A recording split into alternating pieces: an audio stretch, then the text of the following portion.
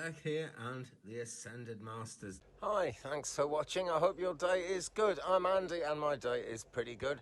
Thank you. So, not the sunniest of days, and there's a tractor working away in the background, so I think we'll do this one indoors. In this video, we're going to talk about spiritual sovereignty, and as always, we will do a quick reading. But first,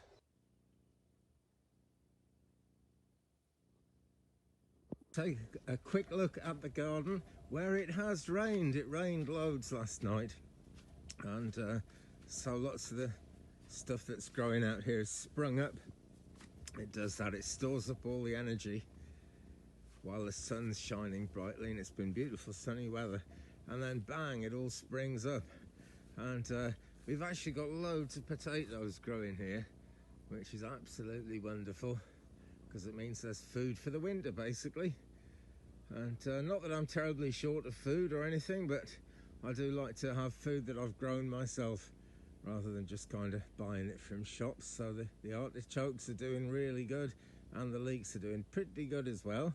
And we're still in Mercury retrograde at the moment as I'm making this video. If you're watching in the future, that may not be the case, but we've got a few days left of it, and there have been 2 big T-squares in astrology this week, so I'm not surprised that communication has been difficult.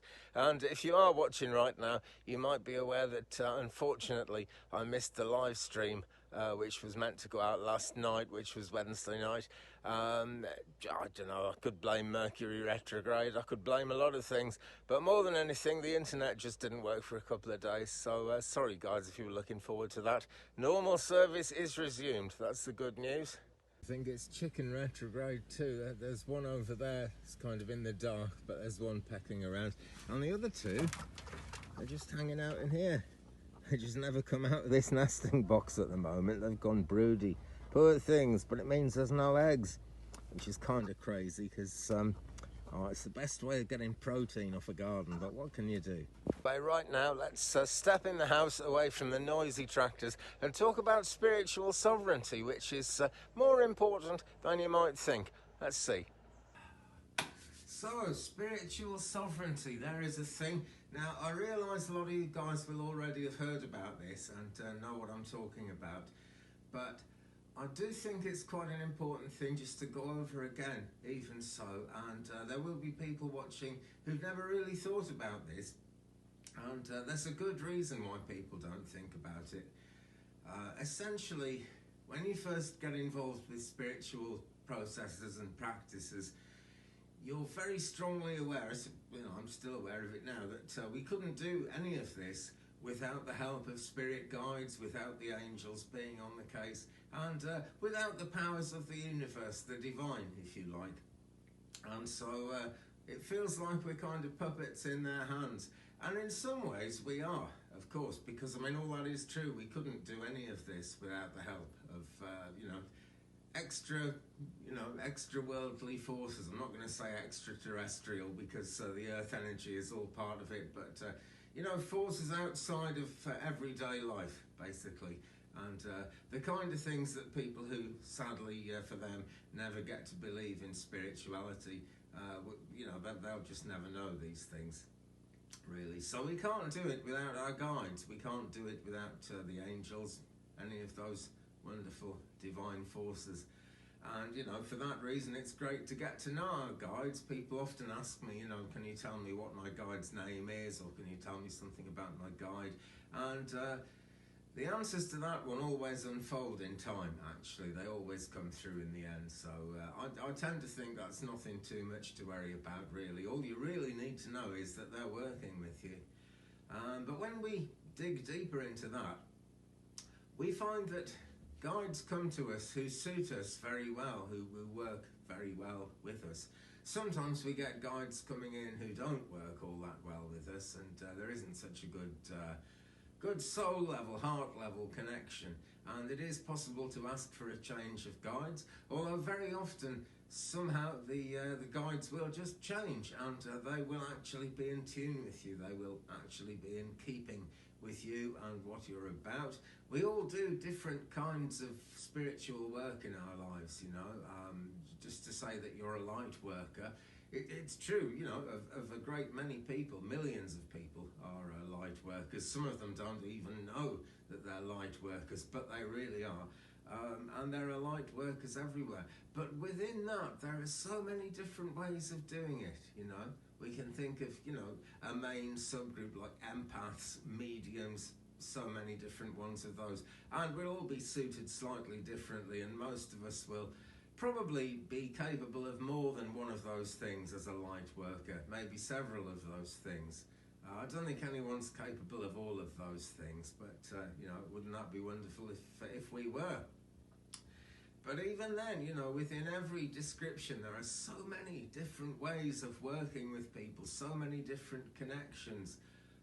For example, I'm here on YouTube, and when I look back on life, I find that I was prepared for this. I was a big style musician, you know. I used to appear on stage, and I played pipe organ in churches and cathedrals and given recitals and concerts and things, which I no longer do because I've had a stroke and my left hand doesn't work properly, so I can't, you know, the right hand can play but the left can't. So that's kind of ruled out, you know. I can just do that for my own pleasure now, but it tends to turn into frustration because I can't do, you know, what I was trained to do. But you see, there's the thing. I felt that I was kind of a trained musician. And actually, when I really look back now, that training is still very valuable. That training is still at work today, because what I really learned to do was to perform.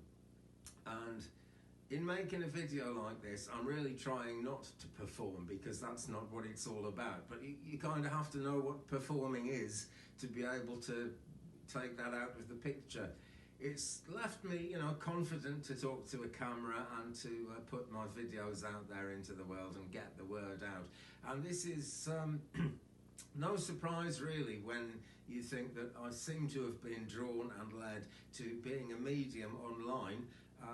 And of course, during the crisis that's hit the world over the last couple of years, that's pretty much the only way, excuse me, that's pretty much the only way that I or anybody else could actually do this work. But even before, you know, it was all about standing up in spiritualist churches in front of large groups of people and being confident to talk. And this is what I was kind of trained to do by the influences of the spiritual realms, as it were. And, you know, whatever you do spiritually, you will actually find that things have happened earlier in your life which have somehow prepared you for it. And we need to look even further beyond that, actually, because if we go back to what you could call the afterlife, but for the purposes of this, I'm just going to call it the eternal realms, because really I'm talking about between lives. We agree to certain things. There is some kind of soul contract going on. You know, the processes are pretty well hidden from us because it's something that happens before we come into this life. But we do choose a mission, or a mission is chosen for us. And all the spirit guides that work with us have had something to do with planning that mission and have known us throughout more than one incarnation, usually, and they've certainly known us in between lives before we've incarnated. So there you are, you know, that there really is nothing we can do without that divine guidance and without that help. So what right have we got to sovereignty in that case? What makes it so that we can have some kind of control over this? And we've got no control really over the work that we end up being called to do. But there is a golden rule that was taught to me very early in my journey, and I'm sure a lot of you would know what I mean. When I say that you need to be comfortable when you're doing this work, if you find yourself doing spiritual work that you're radically uncomfortable with, the only thing to do is move on and say, no, sorry, I'm not doing that exact kind of work. I'm going to look for something else. And you can do that, you know, because we are supposed to have some sovereignty. It's not exactly control, but we do need to control what we're able to do. I've been privileged to have quite a lot of experience as a trance medium, and that really is in the realms of physical mediumship. And by physical mediumship, I mean when we're able to go into some kind of fairly deep trance and allow the spirit powers, the spiritual forces to actually take over. Usually this involves letting a spirit guide use our human body, and we make gestures and we say things, and you know, it's a very powerful form of mediumship, because you actually hear and see what the spirit guide is doing or saying, rather than what the medium thinks the spirit guide is doing or saying. And that's very valuable practice, even if you kind of don't regularly do physical mediumship, because when you're actually giving out some kind of message from the spirit world, or when you're actually working in front of people, then you go into what a lot of us call semi-trance, where you're there with your eyes open and it's you, but everything you're giving out is actually coming from the spiritual realms and from a spirit guide, almost certainly. But you can imagine, can't you, friends, you do have to be really confident that everything's okay in order to do that. In any kind of meditation, it's good to feel uncluttered. You know, one of the most powerful kinds of meditation I've been ever taken on was to do with astral projection and working with the silver cord. And to get into that state for astral projection of deep, deep relaxation, we were taught not to have anything touching, not even the fingers. You know, if you have your fingers touching like that, you're kind of physically aware of something that you don't need to be aware of if you just have your fingers like that, which is easy to do, and the fingers do naturally relax like that. And so that gives you an uncluttered feeling, and it allows the subconscious mind to really take over and do what it needs to do, because as I'm always saying, it's the subconscious mind where we actually get the communication going on, whether that leads to trance mediumship, physical mediumship, or anything else. It's the subconscious mind where that work actually happens. So if you're uncomfortable in any way, that is going to grate on you, and that is going to be an influence which makes it a bit harder to meditate, and which makes it a bit harder to work. And it's the work that I'm really talking about in this video. We'll talk more about meditation as we go along, I'm sure, because there are more videos coming out all the time. So do please hit the subscribe button if you haven't already, and give me a thumbs up. If you have hit the subscribe button already, thank you so much, and God bless you. But would you mind checking to see if you're still subscribed, because YouTube will unsubscribe people sometimes. I was going to call this video a 2,000 subscriber special, a 2K sub special, and then I woke up this morning and found that I've gone from 2,000 down to 1997, so I'm not quite there yet. I've been there, but not quite there yet. So do please check, because that's you taking some kind of control over your YouTube experience, you see. And maybe there's a good analogy there, because YouTube is there for you pretty much whatever you want to watch. I mean, you know, if my radio breaks, I can watch someone repairing a radio. If the car breaks, I can get some advice from someone who repairs cars by watching a YouTube video. Absolutely everything is out there, you know. There was even someone talking about a shoe factory the other night that I was watching. Don't know why I was watching that, but I was. But, you know, it's my choice what to watch on YouTube. It's my choice what spiritual videos I like to watch. Even when I've had you know, it's a great privilege to do a collaboration video with Celtic Tarot Sheila and with Danny Shea as well. And I'm looking forward to more of those. But it's still a question of, you know, do those people feel comfortable working with me? Do I feel comfortable working with those people? And in those cases, certainly the answer is yes. There are certain things that I'm not comfortable with, that I don't do, and it's absolutely no disrespect to the people who do those things. For example, I never use a Ouija board. I never have, and as far as I'm concerned, I never will. I have no plans to use one. But some people use them to great effect. I mean, you have to be super careful for sure, because with a Ouija board in particular, you're really opening up to any influence that's in the room. So you have to be very well able to protect yourself and wear what I often call the cosmic condom, that protective bubble that we draw down ourselves when we're preparing to work. And you really have to trust and be sure that the only influences that come in love and light, and are positive, powerful light influences rather than anything dark. And I've always felt a bit sort of uneasy about using a Ouija board because I'm not too sure I could actually control it. This is no disrespect at all to people who do use a Ouija board and use it carefully and wisely. But you see what I mean? It's fine, but I'm not comfortable with it, so I don't do it. And there is me exercising my sovereignty. And this reminds me of a lady I met very early in my journey as a medium. I think I'd only been doing mediumship for probably about 7 or 8 months at the time. And there was this psychic website called Psychic Night. And it was a great website, actually. We all loved being on there. We used to have such a good laugh. And unfortunately, or you know, maybe it's not unfortunate at all, it's just life moving on. But Facebook kind of took over, and that website wasn't making enough money to actually pay to keep itself going, so it closed. But anyway, there I was on this website, which was called Psychic Night, run by a British medium called Michelle Knight, who's a fantastic medium, actually. And I was just talking to a lady on there, and she said, you know, are you a medium? Yes, and only just a medium, but yes, I was by that time. And she said, you know, I'm really pleased that I'm having spiritual experiences and getting communication going, but I don't really understand what's happening. Can we talk about it, please? So yes, and we talked about it.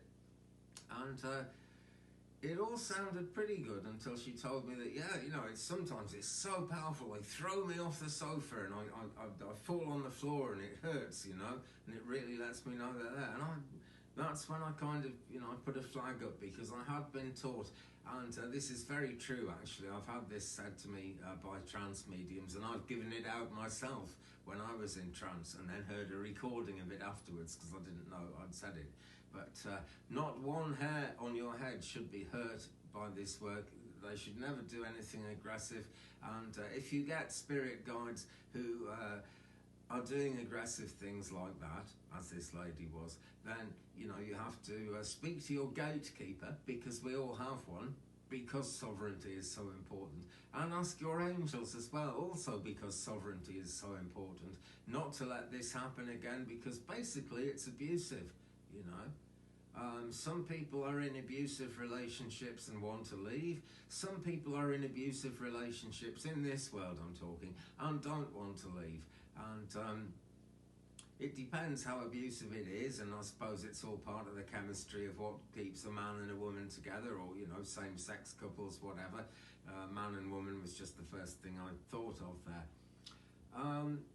But I think we all have, at some time or another in our lives, known people who, a couple, who were in a really abusive relationship where someone was getting hurt. And that person might have wanted to keep on going with that relationship ad infinitum.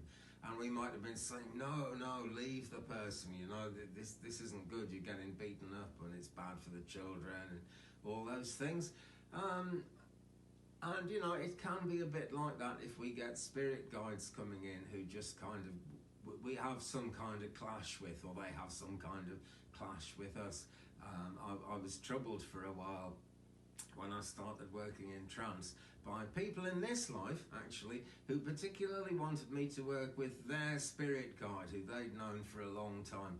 And the thing was, they always had to get, I wouldn't say exactly blind drunk, but they would always have quite a few drinks before this spirit guide came in. And he was, well, the aspect of him that I was shown really wasn't favourable, really wasn't good. And he was trying to push me to work exclusively for him and do these particular things and talk to people in ways that he had planned. And I just wouldn't do that. I don't drink, for one thing. And another thing that I was taught a bit later on in my development, actually, by two mediums who were training me to work in churches, was very simply, spirits and spirits don't mix. In other words, alcoholic spirits don't mix with spiritual spirits.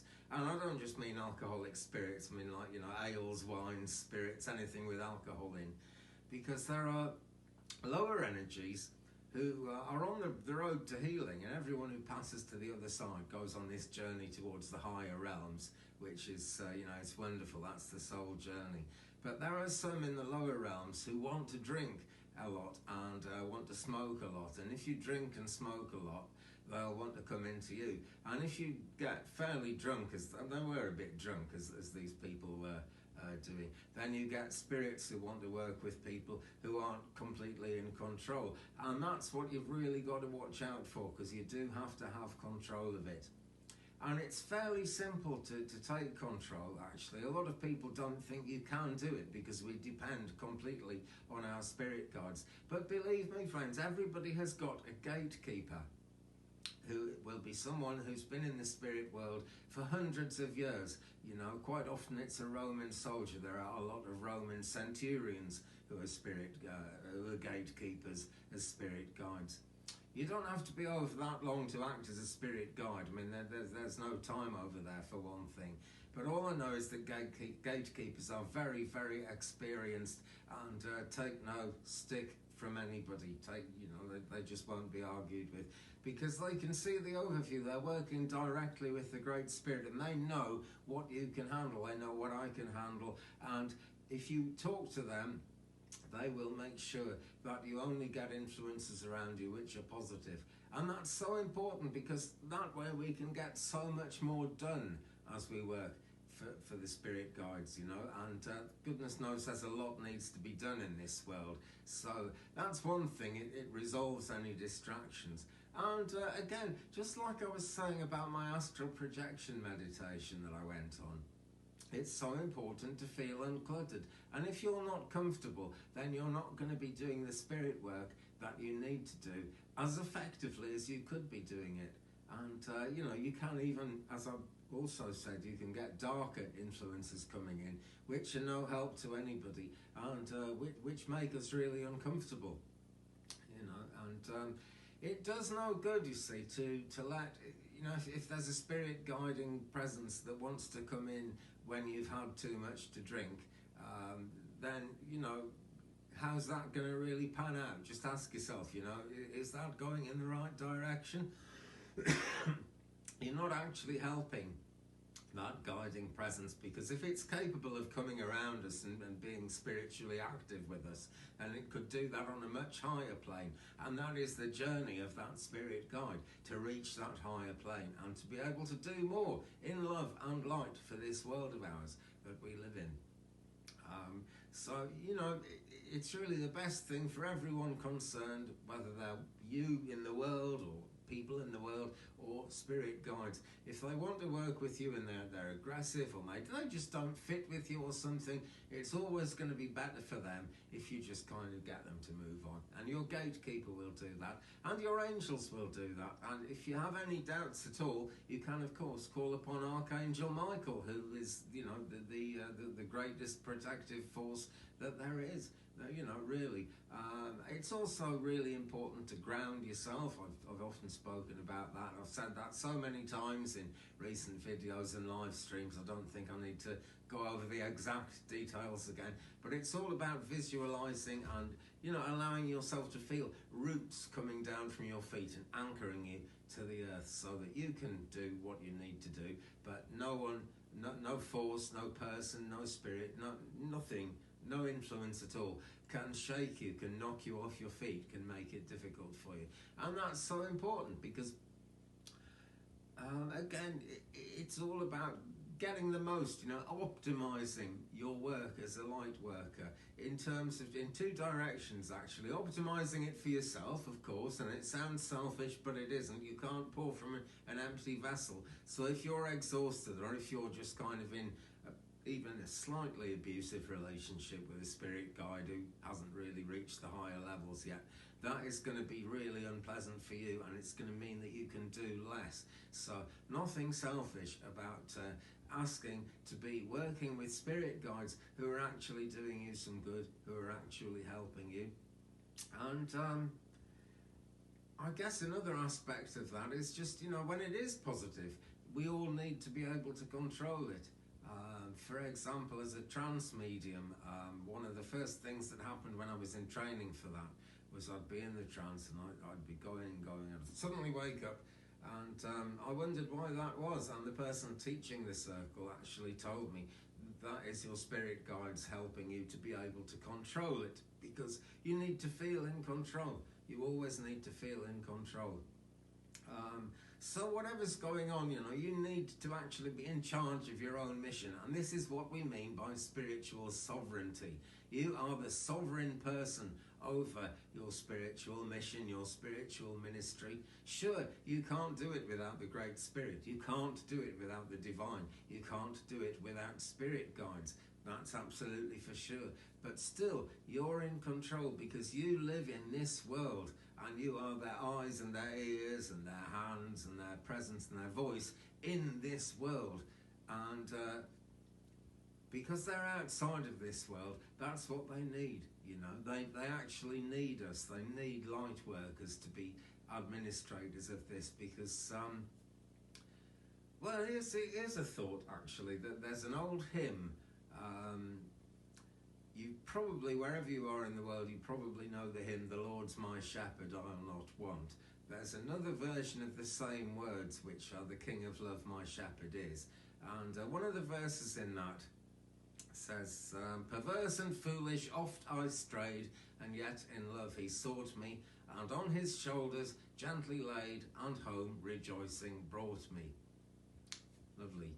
And that's how it is when people are saved in one way or another. And I'm not going off into a Christian thing here. I think we all know as light workers there are many kind of saving graces outside of what the mainstream Christian churches talk about. But on his shoulder gently laid, and home rejoicing brought me. Well, on whose shoulder? It has to be someone's physical shoulders. And this is where light workers come into the picture. And if you're any kind of spiritual worker, any kind of light worker, my friends, then, it's your shoulders that need to be used. That's the simplest way I can put it. If you don't see yourself as a light worker or a spiritual worker, that's entirely up to you, because, sovereignty even extends that far. But I would, with very great respect, I would suggest that if you're watching this video and think that you've got nothing to do with any of this, maybe think again, friends, because there's a reason why you would be drawn to watch a video like this, and not a cookery video or someone repairing a car or a craft, all the different kinds of videos there are on YouTube. There's some reason why you've been drawn to this. So, do think about that sovereignty thing. Do think about being in control. It's super important. So, there we go. With that, we will move on, and we will do ourselves a reading. So it's reading time, and we're going to use the Moonology deck here and the Ascended Masters deck. So let's see what we've got. The intention here is all about the subject of the video: sovereignty in spiritual work and staying in control of your vibes, of your guides, whatever way you want to see it, really. You know what it is you do as a light worker, and you know what these cards are going to mean to you. I will try and explain. First card we've got, Surrender to the Divine. It's the full moon card. So this is uber powerful. This is really powerful idea. And of course I'm talking about trying to control everything, and that is important, but it's equally important to surrender to the divine. As I said right at the beginning of the video, we couldn't do this without our spirit guides. We couldn't do this without the universal love and the universal light, because to be 100% loving and full of light is a really big ask for any human being, isn't it? So do bear in mind that we must surrender to the divine. We're just talking about controlling and being in control of what we actually do, but surrender to the divine. So what have these Ascended Masters to add to that? Let's turn this one over. Hilarion and its divine healing. It says, honour your sensitivity, retreat to recharge and heal. Your light can support others, and this is why we need to surrender to the divine. And with that actually have some control, because it is divine light that works through us, that works through you, dear viewer, and your light actually can support others. We've got this lovely emerald green colour here, which is linking us to the lower heart chakra and linking us to the earth energy. And there's a reminder, you know, we are earthlings, we are people who've been sent to live our lives on this earth for a reason. Like I said at the end of the last part of it, actually, you know, you live in this world, and you are the eyes, the ears, and everything really that the spirit guides can do. They do through human beings, through people. The angels have a thing all of their own, of course they do.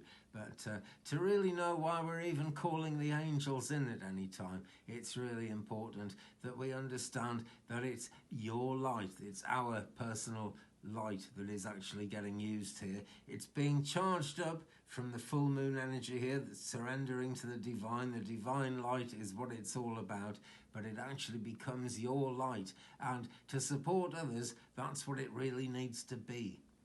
Okay, so then, position number 2.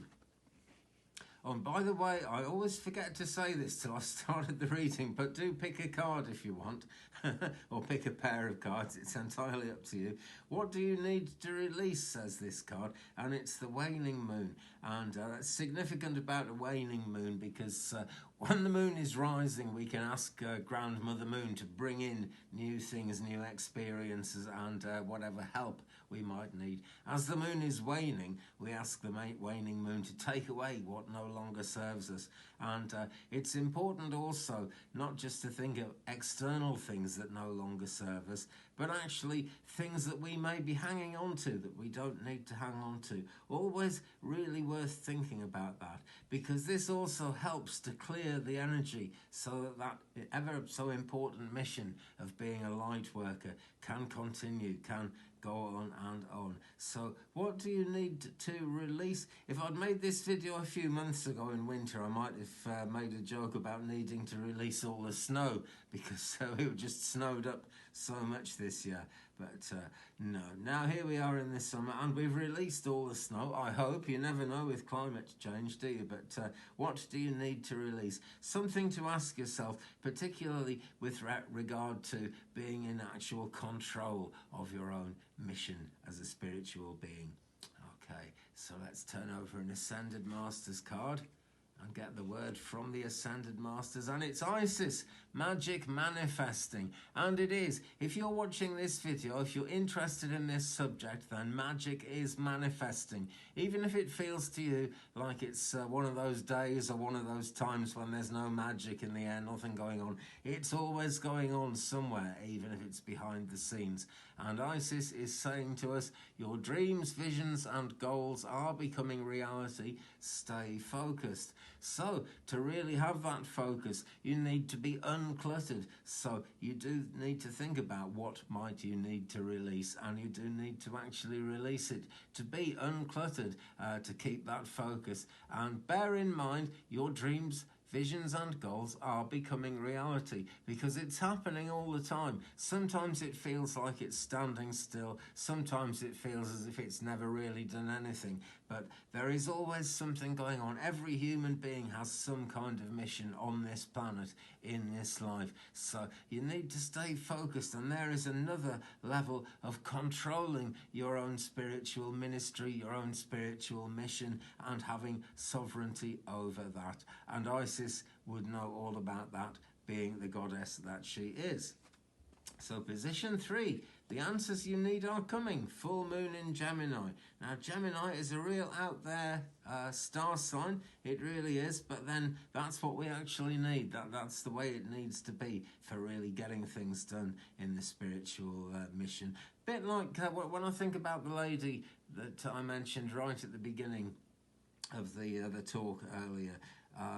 She was very much kind of minded to be out there, and because of that she was quite happy that she was getting messed about and that her life was being made difficult by the guides that she was working with, who weren't all that much in keeping with her. Hence they threw her off the sofa and they knocked her about.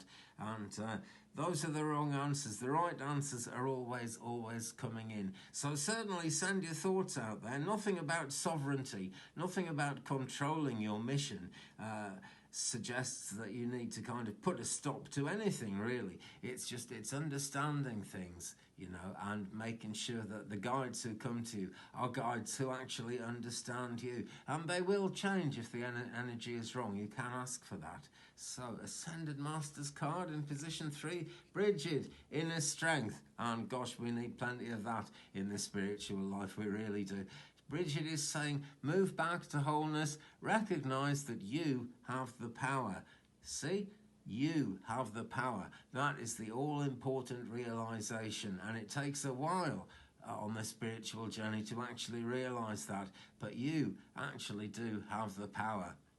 So as I was talking about when I was working in trance, and there was a guide who wasn't terribly well in tune with me, it was because he was trying to use the human power that I actually have. And I'm not, blowing my own trumpet there. We all actually do have quite a considerable amount of spiritual power about us as human beings. So it's important to be strong and insist that that is being used in a way that's actually in keeping with you personally and with what you're all about as a person, because you're that kind of person, because that is the way that the divine made you. Okay, but the answers you need are coming. Hopefully, that is why you're watching this video. I would love to think that I was being the channel of those all-important answers. I really would. So, card number 4. From Moonology, show the world the real you. Full moon in Aquarius. And another really quite out there star sign, but a star sign with a lot of practicality and practical influence about it. So show the world the real you. This again is why sovereignty is so important. It needs to be the real you who is actually doing that work. All these cards seem to be reinforcing the same part of the message, really, which I guess must be the most important part of it. So I'm not going to say too much more about that. We've got this, which is an amphora, as someone very kindly told me in the comments. I couldn't think of the word. It's an amphora, pouring out water, which is a spiritual symbol of, what we actually all pour out into the world of ourselves, that part of ourselves that we were given before we came onto this planet, before we actually came into this incarnation. And so important to make the most of every incarnation, because although I believe that reincarnation is a thing, you only incarnate once. You only get one life as the person you are now, in the circumstances you are now, and there is a reason why you are the real you. So show the world that real you. It's so important. And here we've got Kalimar in position number 5 with the Ascended Masters, facing fear. Excuse me, facing fear. And Kalimar tells us major spiritual changes are unfolding. This is your chance to soar. Okay, so how do you soar if you're held down by something, if you're held back by something? You can't really be the real you, really show that energy into the world and do the light work that you were put into this incarnation to actually do if you don't allow spiritual change to happen and allow those spiritual changes to unfold. But of course, that doesn't just mean you've got to work with any energy that comes to you. You've got to be happy with the energy that comes to you, and you've got to be happy, you've got to feel comfortable with doing that work, because this is your chance to soar. Okay, the spirit guides can soar. They will find, if your energy isn't working, or if their energy isn't working, whichever way round it is, then the connection you have, oh dear, I'm coughing a lot today, then the connection you have is not going to do that work at the optimum level. So you're not going to get that chance to soar, and it is really, really important. So whatever you do, don't fear asking a guide to step back if you're not comfortable with that energy, or if the situation isn't working. Don't fear it. Just like when we cut cords in this life, if we cut a cord that actually needs to remain, it will remain anyway. So we're not throwing out the baby with the bathwater there. Kalimar, facing fear. And remember, this is your chance to soar. That's why you've got to control it. So we come to position number 5 with Moonology. A new start is coming, new moon. Now this is good news, because what's going to happen if you actually ask a spirit guide to step back? Many people never do that because they fear that a new start won't come, that a new energy won't actually come to them. But it will. If you're open and you're wanting to do spiritual work, then believe me, there are spirit guides probably around you already. But even if you're very new to this and you feel that nothing is going on, then a new start will come. And even if you're very, very experienced, you know, if you've been doing this 10 times as long as I have, then a new start comes pretty much every day. That's why we see this as an ongoing thing. This is why regular meditation is as important as it is, because a new start is always coming.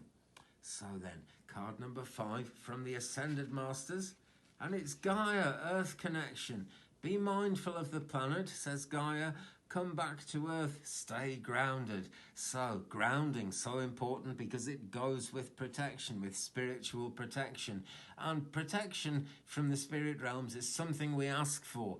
We must ask the angels, we must ask the universal influences, because it has to be your free will. You know, absolutely has to be your free will. And here again is where your sovereignty, where your ability to control what's going on matters so much. But at the same time, we can't do anything without the universal influences, and we need to be mindful of that earth connection, which we all have, because as I keep saying, we are all incarnated into this life on this planet for whatever the reason is. One day, when you're in the afterlife, you'll know what that reason is, and it is for this reason, whatever that reason is. And that reason is a little different for all of us. So whatever we do, we must stay grounded. We must be in tune with the goddess energy, because this is where we were put, and this is where the ministry needs to unfold. This is where that work needs to happen. And Gaia holds the whole world in her hands, and that really is how it works with the Great Spirit. You know, the Great Spirit is, I would say, in total control of what goes on the earth, and all the angels of the divine are working for that same wonderful energy. So ask the angels, absolutely for sure, and allow those higher chakras to kick in and really get soaring. You know, as we say here, take that chance of yours to soar and really, you know, get the thing moving. You'll get a lot more done if you feel in control and if you're comfortable with all the energies that you're working with. So there is our reading. Thanks very much for watching, friends. Great to have you along on this journey. It has been a blast, and I really mean that. I do this because I enjoy it, because I'm comfortable with it. This is where Spirit brought me, and if I hadn't been comfortable doing YouTube videos or anything else that I do, then I would have said, no, sorry, no, I want to, you know, keep doing something else that I was doing. That was positive. So it's absolutely always a blast. Do hit the subscribe if you haven't subscribed already. If you have subscribed already, many thanks. Please check that you're still subscribed, because subscribers seem to get stolen away from me all the time. Maybe I'm being paranoid, but they do go down. So if you haven't subscribed, please do. More videos coming all the time. The aim is 3 times a week I will go live. It was twice a week, and then I just found myself drawn to do it 3 times a week. So it's Sundays, Wednesdays and Fridays. Sundays and Wednesdays are 3 p.m. Central USA time, 9 p.m. UK. Friday is around 6 p.m, maybe 10 past 6, who knows, but around 6 p.m. on Friday, so that I'm out in time for the Celtic Tarot Sheila show. That's 6 p.m. UK time, 12 noon, 12 midday Central USA time, and I'm always finished in time for the remote view with Celtic Tarot Sheila and Whimsy and whoever they've got working with them this week. One of my favourite shows. So there we go. Lives coming up all the time. I love the lives. That way I can pull a card for you, can do a reading just for you. So do hit the subscribe so you get to know about all of those things as they're coming up. More videos coming all the time. Leave me a comment, friends. Let me know which cards meant the most. most to you. Let me know which cards you chose, because it's always great to share the journey. Helps our spirit guides stay in touch. And on that rather happy note, I will say, give me a thumbs up as well. That really helps with the algorithm. And I'll see you again in a future video. So be good to each other, friends. Love and light and blessings and peace.